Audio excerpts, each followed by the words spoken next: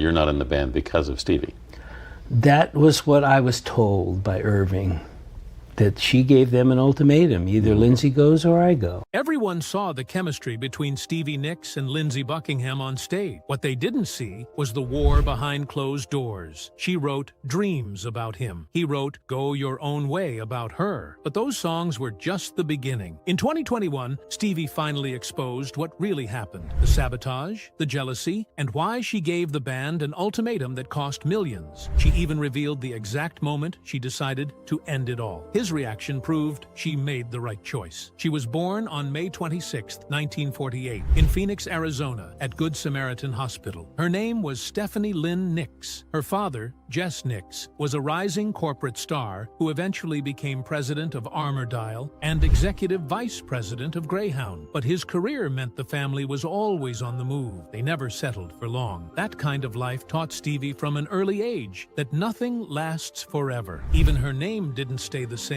As a toddler, she couldn't pronounce Stephanie, so she called herself TD. Over time, that became Stevie. It stuck. And just like her name, her identity would keep evolving. Music entered her life through someone very close. Her grandfather, Aaron Jess A.J. Nicks Sr., born on May 28, 1892. A.J. was a country singer who never found fame, but he believed in Stevie. When she was just 5 and missing her front teeth, he paid her 50 cents a week to sing with him. He told her, "You're a harmony singer, honey." They practiced songs like It's Late by Dorsey Burnett. He dreamed of taking her on tour as an old coot and his granddaughter, but her mother wouldn't allow it. She wanted to protect Stevie from that kind of life. Still, AJ lit a fire in her. He showed her that music wasn't just something you hear, it was something you feel and create. Because of her dad's job, Stevie's life never stayed in one place. The family lived all over: Phoenix, Los Angeles, Albuquerque, El Paso, Salt Lake City, Chicago, and several towns in California. Stevie sometimes stayed behind to finish school. In her song Candlebright, she described herself as a nomad rolling around my whole life. She had to learn how to adjust quickly, how to connect with people fast, and how to be okay with starting over. That constant movement gave her the emotional resilience she would later need when the music world got rough. Her 16th birthday changed everything. It was 1964. Her parents rented her a Goya guitar and got her lessons. That same day, her first boyfriend broke up with her. She took the heartbreak and turned it into her first song. I've loved and I've lost, and I'm sad but not blue. The lyrics were raw, simple, and honest. I once loved a boy who was wonderful and true, but he loved another before he loved me. That's when it clicked. She wasn't just someone who liked music. She was a songwriter, and her parents saw it too. Something had shifted. From that point on, music wasn't just a hobby. It was her purpose. Her taste in music was unexpected for someone who would become a rock icon. She grew up listening to Top 40 radio in the 50s and early 60s. She loved girl groups like the Shirelles, Martha Reeves, and the Vandellas, and the Shangri-Las. One song, Remember, Walking in the Sand, haunted her in the best way. She absorbed those sounds deeply. Then came her grandfather's country music influence. That mix of pop, soul, folk, and country shaped her style. It's why her songs later blended genres so smoothly. It's also why she could work with people like Tom Petty, Don Henley, and even Harry Styles decades later. Her sound had no walls around it, but everything truly began to take form when she met Lindsey Buckingham. It was 1966. Stevie was a senior at Lindsey was a junior. They met at a Young Life meeting, which was basically a weekly excuse for teens to socialize. Lindsey was sitting in someone's living room playing California Dreamin'. Stevie heard him and walked over. She joined in, harmonizing without missing a beat. I thought he was a darling, she later said. Their voices matched like they were made for each other. Still, after that night, they didn't see each other again for 2 years. The magic was real, but the timing wasn't. Then, in 1968, everything changed. Lindsey called Stevie. His band, Fritz, needed a lead singer. The group had started as a high school act, but was now booking bigger and bigger gigs. Stevie said yes. She had been playing folk music up to that point, but Fritz was pure psychedelic rock. Within weeks of joining, she was opening for Janis Joplin, Jefferson Airplane, and other legends. One day, she was singing quiet folk songs, and the next, she was on stage in front of thousands. Fritz gave her the rock and roll crash course she didn't even know she needed. During their 3.5 years in Fritz, Stevie and Lindsey weren't romantically involved. In fact, Stevie dated other people. The band had an unspoken rule: no one could date her. Yet they didn't want outsiders getting close to her either. If anybody in the band started spending any time with me, the other three would literally pick that person apart, she said. The tension was constant, and it wore the band down. When Fritz fell apart in 1971, it was a relief in some ways. Stevie and Lindsey were finally free to explore their connection, musically and personally. But just as they were planning their next step, something unexpected happened. Lindsey got mononucleosis, not just a mild case. His lasted nearly a year. Stevie became his caretaker. She cooked, cleaned, and kept him company, while also writing songs and planning their future. This time together bonded them more deeply than performing ever could. They were no longer just bandmates. They were a team. Their partnership became something neither of them fully understood at the time, but they both felt it. That illness delayed their move to Los Angeles, but it also gave them time to grow, to think, and to get ready for what was coming. By the time Fritz ended, they had already opened for Jimi Hendrix, Santana, Chicago, and the Steve Miller Band. They'd played legendary venues like the Fillmore and Winterland. Stevie soaked up every moment. "I saw Jimi Hendrix play once, and I remember thinking, I want to wear white fringe. I want to tie a beautiful scarf in my hair," she said. Fritz never released an album, but they did record several songs, including Take Advantage of Me and Where Was I? That last one, written by Stevie, was about betrayal and being left out. It hinted at the emotional depth she would later pour into every Fleetwood Mac record. When Stevie Nicks and Lindsey Buckingham arrived in Los Angeles in late 1972, their dreams of music stardom collided with a harsh reality. The city was full of hopefuls, and most of them were broke. Stevie worked multiple jobs just to survive, waitressing at Bob's Big Boy, Clementine's, and the Copper Penny. She even cleaned houses to pay the bills. One of those houses belonged to producer Keith Olsen, the man who was producing their album. She was scrubbing his floors by day and recording vocals by night. "I was pretty grown up when I joined Fleetwood Mac," she later said. "I wouldn't have been able to handle overnight success otherwise. Money was so tight, they often split a single hamburger or slice of pizza for dinner." Stevie believed Lindsey needed to focus fully on his music. She covered the bills so he could lie on the floor with his guitar, practicing day and night. Their big break was supposed to come in 1973 with their debut album, Buckingham Nicks. Recorded at Sound City Studios and released by Polydor, the album had everything: 10 well-crafted songs, session musicians like Waddy Wachtel and Jim Keltner, and strong performances. But the album flopped. It was pulled quickly, and Polydor dropped them. Their names faded into the background, and their debts kept growing. The cover even misspelled Stevie's name as Stevie. Despite its failure, the album slowly became a cult classic, and years later, it would be reissued. At the time, though, it just meant more disappointment. Stevie and Lindsey were heartbroken. All the sacrifices they'd made had led to nothing. They still owed money to Sound City for the sessions. It felt like rock bottom. That failure put serious strain on their relationship. Living in poverty and constantly under pressure, they started fighting. Loud, intense arguments that ended with Lindsey sleeping on the floor, while Stevie stayed in the bedroom with her dog. Stevie continued working low-paying jobs, while Lindsey refused to take anything that felt like selling out. She later said, "I was totally devoted to making it happen for him." She believed in him so much that she didn't care if she was the one cleaning houses or serving food. But that imbalance created resentment. It hurt her, even if she didn't show it then. Years later, the pain still echoed in their words and their music. Despite the tension, their bond with Keith Olsen remained strong. He wasn't just their producer, he became their lifeline. Olsen let them live in his house, and in return, Stevie cleaned it. He believed in them even when no one else did. His studio, Sound City, was filled with dreams. Some realized, some broken. Olsen already had credits with bands like The Music Machine and would eventually produce over 100 albums, earning more than 39 gold and 24 platinum certifications. When other doors were closing, he kept one open for them. He never let them forget their potential. essential, even when they were living off scraps and sleeping on borrowed couches. During those sessions, they met Waddy Wachtel, a skilled guitarist brought in by Olsen. Waddy would go on to be a major figure in both their lives. Olsen had warned him, "Lindsey doesn't know how to play with anyone else. Help him learn." So they jammed, smoked hash, and played old demo tapes together. Waddy became a bridge between their isolated bubble and the professional world of session players. It was the first time Lindsey had to truly collaborate, and it shaped him as a musician. Years later, Waddy would be the one playing the unforgettable riff on Stevie's solo hit Edge of 17. That friendship had started in the shadows of a failed album, and it never left. Then came the twist of fate that would change everything. In late 1974, Mick Fleetwood visited Sound City Studios looking for a new space to record. Fleetwood Mac was in trouble. Bob Welch had just quit, and they needed a new guitarist. Keith Olsen played a track from Buckingham Nicks, a 7-minute song called Frozen Love. Fleetwood was immediately hooked. The sound was fresh, the guitar work electric. He was grooving to this searing solo, Lindsey said later. Fleetwood didn't know it yet, but this was the beginning of a new Fleetwood Mac. All he wanted was a guitar player, but what he got was something entirely different. When Fleetwood approached Lindsey about joining, he didn't jump at the offer. In fact, he hesitated. Despite being broke, Lindsey wasn't sure about joining a band with a long history in blues rock. That wasn't his style. He liked pop, experimentation, harmonies. Fleetwood Mac was the past. He wanted to invent the future. He also didn't want to leave Stevie behind. They built everything together. Their sound, their vision, their sacrifices. It was all shared. Stevie saw the opportunity clearer than he did. She listened to every Fleetwood Mac album, trying to understand how they could fit in. "We could join Fleetwood Mac," she told him, "or we could move to Birmingham, Alabama." There, they were getting airplay. But moving to Alabama felt like giving up. Stevie knew this was their only real chance, so Lindsey called back with conditions. If he was joining, Stevie was coming too. "We're a package deal," he told Fleetwood. That was unexpected. Fleetwood had never imagined adding both a guitarist and a female singer. He was worried about how Christine McVie, the band's only woman at the time, would react. But after some thought, the band agreed. Stevie and Lindsey would both join. It was risky. It would change everything about Fleetwood Mac, their sound, their chemistry, their identity. But it was a risk worth taking. On New Year's Eve, 1974, Stevie and Lindsey officially joined Fleetwood Mac. It was the end of one chapter and the start of something none of them could have predicted. Just a few weeks later, on January 26, 1975, they began rehearsals. They still had some Buckingham Nicks shows to finish, including a final one in Birmingham, Alabama. That night, they sold out a 6,000-seat venue. "We were totally unknown in LA," Lindsey remembered, but in Birmingham, they were going nuts. It was poetic. The city that had embraced them during failure gave them one final send-off before they became part of rock history. In early 1976, Fleetwood Mac entered the studio to record Rumours, but behind the scenes, everything was collapsing. Stevie Nicks and Lindsey Buckingham had just broken up. They tried to pretend things were fine for the sake of the band. "We were breaking up when we joined Fleetwood Mac," Stevie later said. She admitted they got back together temporarily just to keep the band from falling apart. "I was smart enough to know that if we broke up in the second month of being in Fleetwood Mac, it would have blown the whole thing. So she played nice. She kept things sweet. Lindsey didn't. He was cold, distant, and bitter. And they weren't the only ones struggling. Christine and John McVie, married for 8 years, stopped speaking outside the studio. Their divorce came right in the middle of recording. They only talked about music, nothing else. Meanwhile, drummer Mick Fleetwood discovered his wife Jenny was cheating with his best friend. That's how bad things got. The entire band was a wreck, and yet they kept showing up, they kept recording. Somehow, their personal disaster turned into professional magic. As they laid down tracks, the breakup spilled into the music. Lindsey wrote, "Go Your Own Way." It was furious, angry, and clearly about Stevie. One line, "Packing up, shacking up's all you want to do," hit her like a slap. She hated singing it on stage. "I wanted to go over and kill him," she admitted. So she hit back, but not with rage, with something calmer, wiser, dream.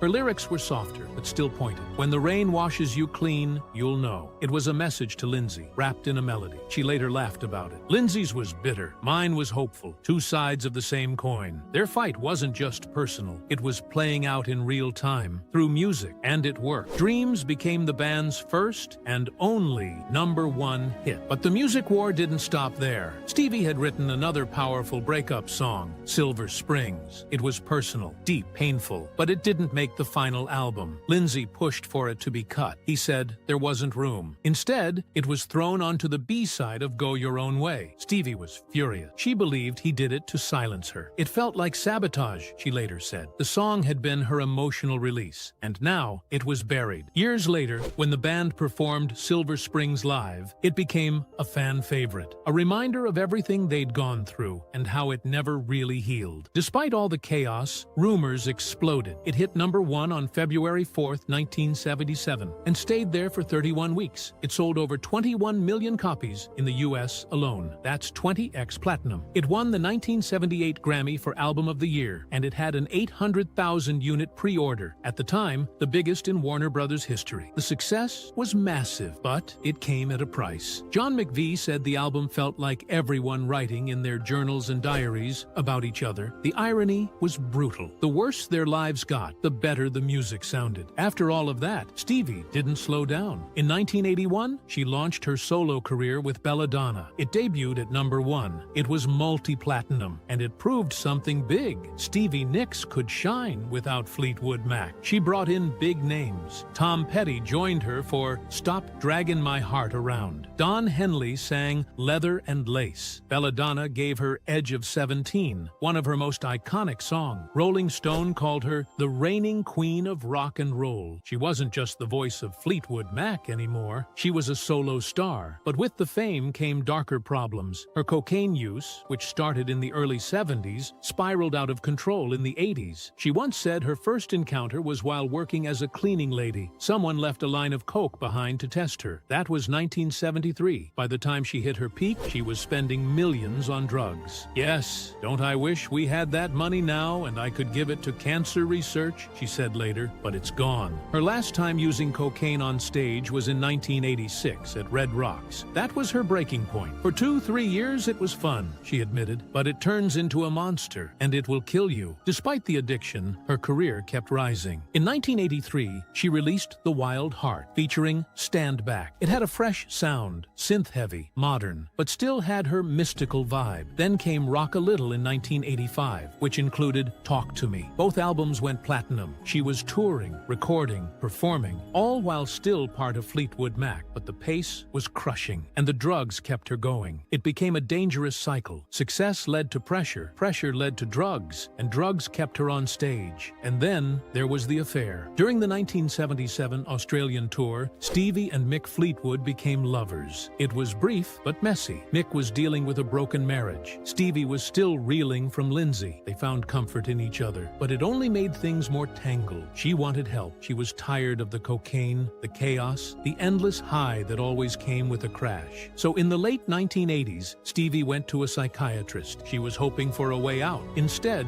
she was handed Klonopin. The doctor told her it would help, said it was safer, legal, clean, nothing like cocaine, but he never warned her what it would do to her. He never told her that this little pill would grab hold of her life and not let go for 8 long years. At first, Klonopin felt like relief. It was prescribed. It came with reassurance. It made her feel stable. But soon, it did something worse than cocaine ever had. It made her dependent. It dulled her spirit. It made her forget who she was. And because it came from a doctor, it felt legitimate, even when it was destroying her from the inside out. She had traded one addiction for another. Only this one came wrapped in a white coat and a prescription pad. By the early 1990s, she knew she had to get off it. But quitting Klonopin wasn't like quitting cocaine. It wasn't just emotional. It was physical, violent. Her body had become so used to the drug that pulling it away sent her into a storm. The detox lasted 47 days. Every day was a war. Her hair went gray. Her skin peeled. Her legs cramped. She couldn't sleep, couldn't move, could barely think. I was in so much pain, she later said. It wasn't just hard. It felt life-threatening. Her body had to relearn how to function without it, and every minute hurt. Those 47 days stretched forever. She stayed home, locked away from the world, counting down hours like a prisoner waiting for freedom. While the drug took over her body, it also changed how the world saw her. In those 8 years, she gained around 30 pounds. At 5'1", that shift was noticeable. Her fans saw it. Her friends saw it. She saw it in the mirror. The floaty, magical figure that once danced across stages was gone. In her place was someone tired, heavy, and disconnected. She stopped going out. She stopped creating. She ordered food in. She pulled away from everything. I became a shadow of my former self, she later admitted. It wasn't just weight, it was silence. She lost her energy, her spark, her connection to music, to people, to herself. Then came the tremors. They weren't subtle. Her hands shook. Her body twitched. People noticed. She noticed. It made her terrified. Was it Parkinson's? Was it something worse? She didn't know. All she knew was that she could no longer hold a microphone steady. She couldn't perform without shaking, and the fear crept in. Was her brain damaged? Had the drug done something permanent? The shaking became a reminder of everything Klonopin had taken. Her grace, her calm, her control.